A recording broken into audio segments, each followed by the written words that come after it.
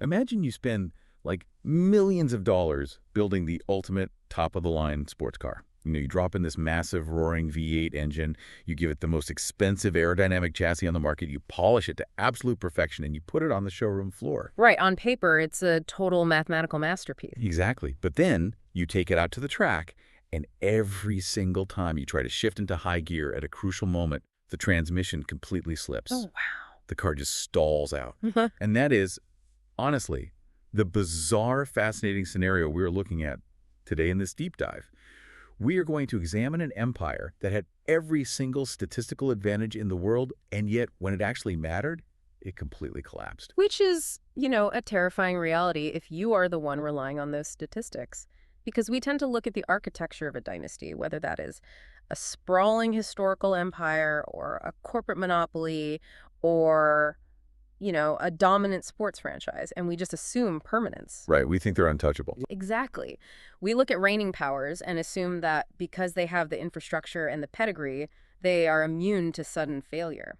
But history shows us that the illusion of absolute stability can shatter in an instant. And that phenomenon is really the driving engine of today's deep dive. For you listening, we are zeroing in on a universally fascinating concept, which is the sudden, violent shift in the balance of power. It's such a great topic. It really is. We have this stack of incredibly detailed sources breaking down Season 6 of the Aquatova Football Association, the AFA.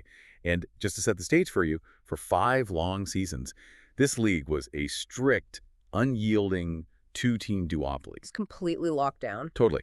You had Port Boyerton, who won the league's very first championship and then reclaimed the summit in Season 5.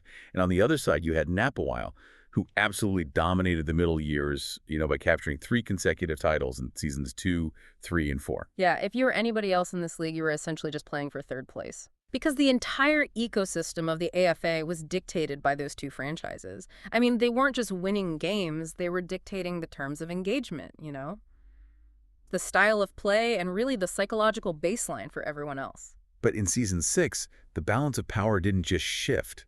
It completely inverted. It was wild. The old guard crumbled. And our mission today is to decode the anatomy of that collapse, and more importantly, the anatomy of the perfectly dominant team that took their place. Right.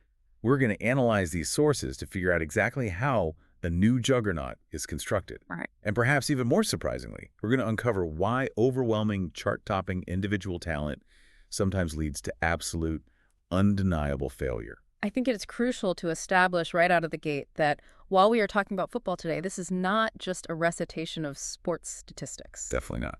Right. If you are listening to this, the lessons buried in these AFA season records apply directly to your life.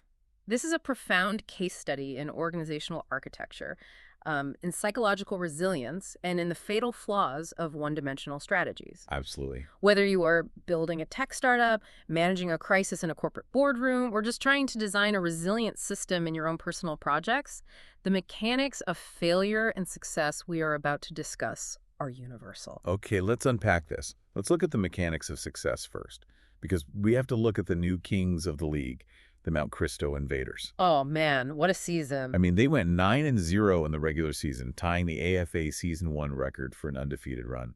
They finished first in scoring offense with 214 points, but their defense is what the sources really focus on. The fear defense. Yes, the fear defense. I mean, it was like a black hole where offensive game plans just get pulled in and crushed. They allowed a total of 101 points all season. That is just over 11 points a game. It's insane. They even pitched a 28-0 shutout against Olaport. What's fascinating here is how they completely ignored the conventional wisdom of how a championship team is built in the modern era. Right. Normally everyone assumes you build an empire around a franchise quarterback. Right, the guy who throws the ball. Oh, exactly. You find a generational talent for that and you build outward. But Mount Cristo discarded that blueprint. Wait, I have to challenge you on this, on the idea that they threw out the superstar blueprint. Because you look at their roster, and they had Ray Lewis Jr. at middle linebacker. Sure, yeah. He entered the AFA as the undisputed best player in the league. He won league MVP. So isn't this just the traditional give the ball to your best player strategy, just wearing a defensive hat? Like, how is relying on Ray Lewis Jr. any different from relying on a superstar quarterback? It is a totally fair pushback, and on the surface, it really does look like a superstar-driven system. But if you look at the underlying mechanics of the fear defense, Lewis Jr. is the beneficiary of a brilliantly designed ecosystem, not the sole load-bearing pillar. Okay, how so? Think of their defense not as a platform for one guy, but as a mechanical vice grip. The two jaws of that vice are the secondary and the defensive line. Right. And let's break that down for people who might not spend their Sundays analyzing defensive schemes. The secondary, those are your defensive backs. The cornerbacks and safeties, whose primary job is to cover the wide receivers and stop the passing game. Precisely. And Matt Christo had Lenny Walls and Dalen McCutcheon, the two highest-rated cornerbacks in the AFA. Wow. Yeah, they are one jaw of the vice grip. Because they are so elite at blanketing receivers, an opposing quarterback drops back to pass and suddenly realizes his primary targets are completely locked down. So he holds on to the ball. Exactly. He holds onto the ball for an extra half second. And that half second is all the defensive line needs to close the other jaw of the vice. Yes. Yeah. Because the quarterback is hesitating, the defensive line gets home, you have defensive MVP Chad Eaton at defensive tackle, and he isn't just getting tackles, he is generating tackles for loss, which we often call TFLs. Right, and those are drive killers. Completely. A TFL completely changes the mathematical reality of an offensive drive. I mean, if it's second down and 10 yards to go, and Eaton tackles the running back 4 yards behind the line of scrimmage, it is now third down and 14. Which completely eliminates half the opposing team's playbook. Exactly. As a unit, this defensive front tied the league record with 27 sacks. So I see what you're saying. The cornerbacks in the secondary buy the time, which allows the defensive line to get the sacks and the tackles for loss. The back validates the front, and the front validates the back. And that is the ecosystem right there. Ray Lewis Jr. is sitting in the middle of that vice grip. Because the defensive line is creating chaos, and the secondary is locking down the deep passes, opposing offenses are forced into desperate, predictable, short yardage situations. So he just cleans up. Right. Lewis Jr. gets to act as the apex predator because the ecosystem is funneling the prey directly to him. That makes total sense. And it goes beyond just the defense, right? The sources highlight their special teams as well. Oh, absolutely. Kicker Jeff Chandler won the Golden Toe Award, hitting 16 of his 17 field goals. This is where you see the organizational architecture peak. Because why does a kicker matter so much to an elite defense? Well, because Chandler was practically automatic, the Mount Christo offense never had to take unnecessary risks. Right. If a drive stalled on the 30-yard line, they didn't have to desperately go for it on fourth down. They just sent Chandler out, took the 3 points, and put their elite defense back on the field with a lead. And when a defense is playing the lead, the opposing offense is forced to take risks to catch up. Which is exactly what Mount Christo wants. Taking risks against Lenny Walls and Ray Lewis Jr. is organizational suicide. Every single level of the Mount Christo team reinforced the other, removing the burden of perfection from any single player. So if Mount Christo is the blueprint for how a holistic, self-reinforcing ecosystem achieves perfection, then we have to look at the dark side of that coin. Yeah, the flip side. What happens when an organization relies entirely on isolated individual brilliance? And that brings us back to the sports car analogy from the beginning of the deep dive. The defending champions, the Port Boyerton Bombers. Oh, man. Their Season 6 profile is one of the most baffling statistical paradoxes you will ever analyze. It really is. I mean, they finished an abysmal 3-6. They completely missed the playoffs. And yet, if you just looked at a spreadsheet of their individual metrics, you would assume they won the championship. Easily. They had the offensive MVP and passing champion in Bruce London. The sources note he was this highly touted prospect who finally got his shot to start, and he delivered, at least statistically. He threw for over 2,079 yards and 10 touchdowns. And they signed a proven rushing star, Courtney Gray, to balance the attack. Exactly. So you have a highly prolific, mathematically dominant offense. And a phenomenal defense. Right. They allowed the second fewest points in the entire league, just 142. They actually finished the season with a positive point differential of plus 17. Which is wild for a 3-6 team. It's unheard of. For those unfamiliar, your point differential is simply the total number of points you score in a season. minus the total number of points you give up. Right. A positive number usually correlates directly with a winning record. Right, usually. They even orchestrated the single biggest blowout of the year, a massive 44-0 demolition of Centralia. So I look at this data, and it honestly breaks my brain. You have the best quarterback, an elite defense, and you score more points than you give up over the season. How does that equal 3-6? Well, it's because aggregate statistics have a terrible habit of camouflaging a lack of structural resilience. Interesting. This is where your sports car analogy is perfect. The engine is Bruce London. The aerodynamic chassis is the defense. But the transmission is high-leverage execution. High-leverage execution, okay. When Port Boyerton was comfortably ahead, they looked like world beaters. That 44-0 win over Centralia heavily inflated their point differential. It made their aggregate data look incredibly healthy. But when you remove that single outlier of a game, you realize that when they faced friction, they completely fell apart. Yeah, the sources are brutal on this point.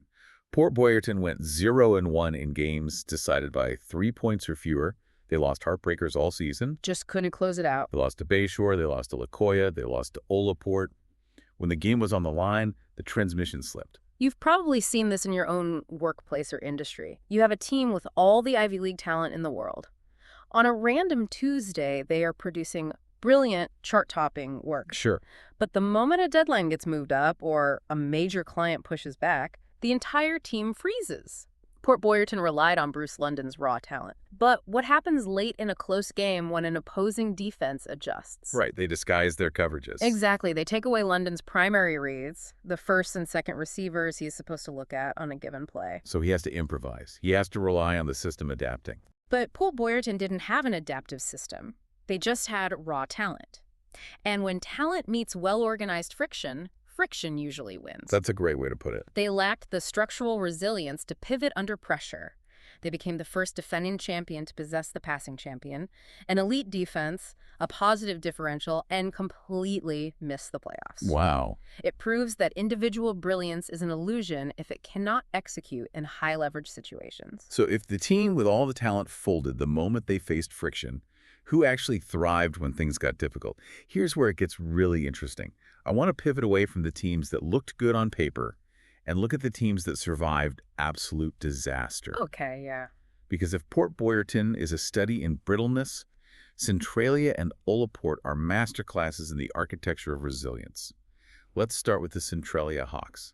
This is the team that Port Boyerton humiliated, 44-0 in week 2. We really need to pause and understand the psychology of a 44-point shutout. In any professional sport, that is a localized catastrophe. It's devastating. It doesn't just hurt your record, it breaks the cultural psychology of a locker room. Players start pointing fingers. Coaches start second-guessing their schemes. The media is calling you a fraud. It is the kind of failure that usually derails an entire year. Exactly. I mean, put yourself in Centralia's shoes. You just got historically embarrassed. Your defensive line was pushed around. Your offense was non-existent. How do you respond to that level of public humiliation? Most teams wouldn't. Right. Well, Centralia responded by winning their next 3 consecutive games. Wow. They beat the former champions, Napawow. They beat Crater Lakes. They beat Granite Top. They finished the season 6-3 and secured the 3rd seed in the playoffs. And this is where the data gets truly fascinating. It really does. Because they made the playoffs with a minus 26-point differential. Yep. Because they lost by 44 points in one game. Their aggregate data for the season looks terrible. They give way more points than they scored overall. Yeah.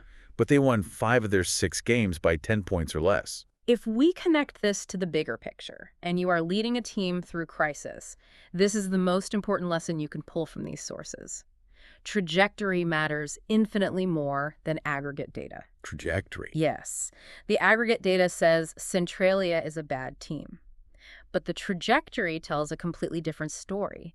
It tells you they were an organization capable of absorbing a catastrophic blow, metabolizing that failure without turning toxic, and then executing flawlessly in high-pressure, close-margin situations. That's incredible. Their negative point differential isn't a red flag, it is a badge of honor.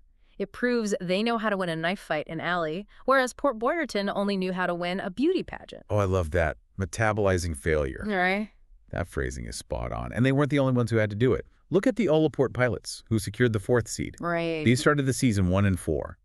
During that miserable stretch, they ran into the Mount Cristo buzzsaw and got shut out 28-0. When you are 1-4 in a short season, the math is basically telling you to pack your bags. Usually at 1-4, an organization just accepts its fate. You start resting your veterans, you start testing out new rookies, and you essentially treat the rest of the season as a practice run for next year. But Allport refused to accept the math. They went on a 4-game winning streak to end the season. They beat Centralia, they beat Bayshore, they crushed Linden Center. And then the finale. Yes, in the most poetic twist of the season, in the final week, they beat the defending champion, Port Boyerton, 16-10 to steal the final playoff spot. It just shows that suffering early builds the calluses you need to survive late. Allport and Centralia didn't have the flawless, frictionless season that Mount Cristo had. Definitely not. But by hitting rock bottom and finding a way to claw their way back, they built a psychological resilience that you simply cannot manufacture in practice. They proved that the ability to adapt and recover from a localized disaster is structurally more valuable than early season perfection. It really is. And this rising tide of resilient new contenders, coupled with the absolute perfection of Mount Cristo, it created this massive economic force within the league. It officially closed the door on the old guard, and it ruthlessly exposed the fatal flaws of everybody else. Yeah, the squeeze. Exactly. As sources outline this massive squeeze on the middle class of the league. When the standard of excellence at the very top of a league elevates violently, it acts as a system-wide stress test. We call it parity in sports, but it's really just a tightening of the margins. Right. When the margin for error disappears, the cracks in your boat suddenly become massive leaks. The league became a stress test, and we saw teams fracture along their specific, unique fault lines. I mean, let's look at how the old empire fell. The Napa Wild Eagles, the 3-time champions. Such a dramatic fall. They finished 4-5, never won consecutive games all year. They scored 200 points, but their defense was a sieve, allowing 195. They were an organization clinging to old glory, just unable to adapt to the new speed of the game. And the ultimate proof of their structural collapse is who actually eliminated them. The 3-time champions had their playoff hopes officially ruined by the Crater Lakes Comets. Oh, that game. Going into that game, Crater Lakes was completely winless. They ultimately finished the season 1-8, but they rose up and beat Napa Wild 31-24. The old empire, completely dismantled by a 1-win team. It's almost poetic. But it wasn't just the old guard that fractured. You see the stress test breaking one-dimensional teams brutally. Take the Granite Top Miners. The definition of a glass cannon. Exactly.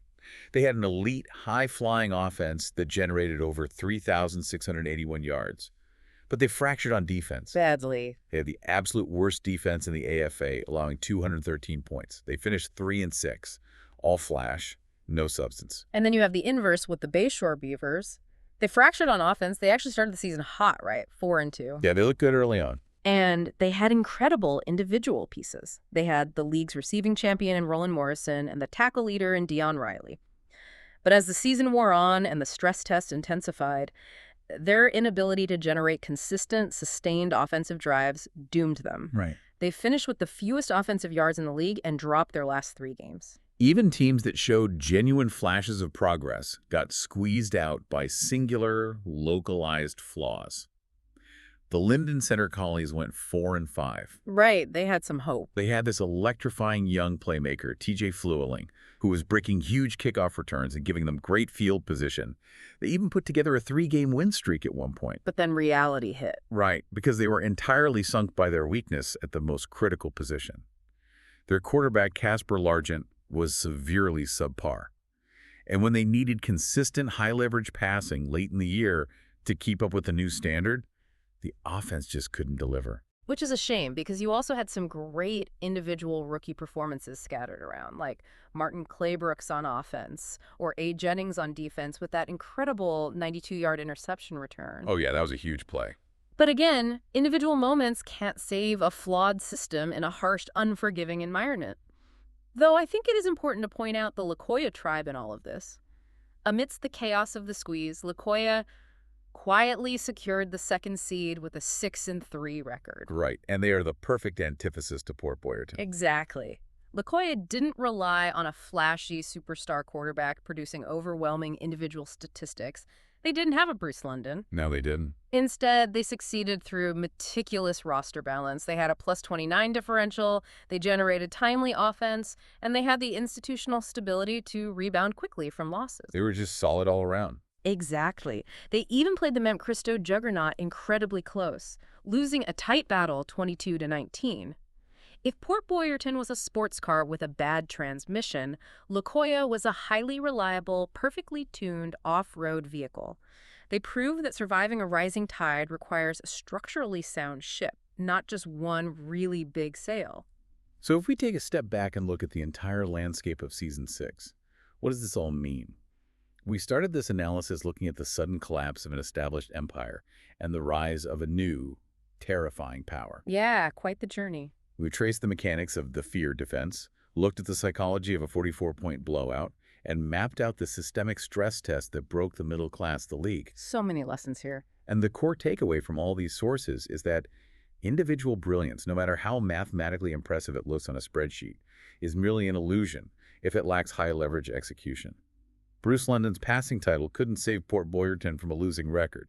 True dominance and true survival requires either the perfectly balanced, self-reinforcing ecosystem of Mount Cristo or the profound, battle-tested psychological resilience of Olaport and Centralia. And that is the exact lens you should be applying to your own teams, your own businesses, or your own long-term projects. Look at the architecture of what you are building. That's a great point. Are you designing your strategy around one flashy superstar metric that looks incredible on a quarterly report but completely crumbles the moment your industry faces friction? Or are you building a resilient ecosystem? Right. Can you take a hit? Exactly. If your project takes a metaphorical 44-0 beating tomorrow morning, do you have the structural and psychological architecture in place to metabolize that failure and win the next 3 weeks? That is the fundamental difference between a statistic and a champion. Which leaves us with a truly compelling, almost cinematic thread to pull on for you listening as we look toward the playoffs. The bracket is officially set. The Mount Cristo Invaders are 9-0. They are mathematically perfect. Completely flawless so far. They have the MVP, the defensive MVP, the golden toe, and their very first playoff opponent is the Olaport Pilots, the 4 seed. The exact same Olaport Pilots that Mount Cristo destroyed 28-0 earlier in the season. Exactly. But Olaport is no longer the broken team that got shut out in Week 3. They are deeply battle-tested. They are riding a massive 4-game win streak. They survived the absolute abyss. It's such a fascinating matchup. It really is. And it leaves you with this lingering, provocative question. In a system that demands absolute perfection, does a team that has already hit rock bottom and survived possess a dangerous psychological advantage over a juggernaut that has never even tasted failure? It's the classic collision, the immovable, untested object against the unstoppable force born entirely from desperation. Beautifully said. When that shiny veneer of invincibility finally cracks, we'll see if the new empire was truly built to last.